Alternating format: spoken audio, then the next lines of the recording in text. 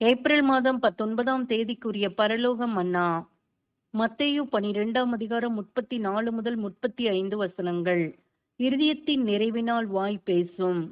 நல்ல மனுஷன் இருதயமாகிய நல்ல பொக்கிஷத்திலிருந்து நல்லவைகளை எடுத்து காட்டுகிறான். பொல்லாத மனுஷன் பொல்லாத பொக்கிஷத்திலிருந்து பொல்லாதவைகளை எடுத்து காட்டுகிறான். வசனங்களுக்குரிய விளக்கம். நம் முதல் கவலை நம் இருதயத்தை பற்றினதாக இருக்க வேண்டும். தெய்வீக கிருபைக்குள் இது முற்றிலும் அடக்கப்பட்டு நடத்தப்படவே நாம் பிரியப்பட வேண்டும். சத்தியமும் நீதிக்குரிய காரியங்களுமே இதன் முக்கிய அம்சங்களாக இருக்க வேண்டும்.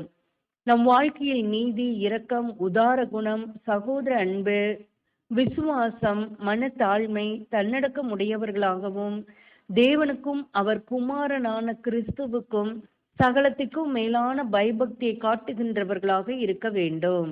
இந்த அடிப்படை கொள்கைகளை நம் இருதயத்தில் நாம் காத்துக்கொள்வோமேயானால் இருதயத்தின் நிறைவால் நம் வாயில் சத்தியமும் நிதானமும் ஞானமும் கிருபையுமான வார்த்தைகளே புறப்படும்.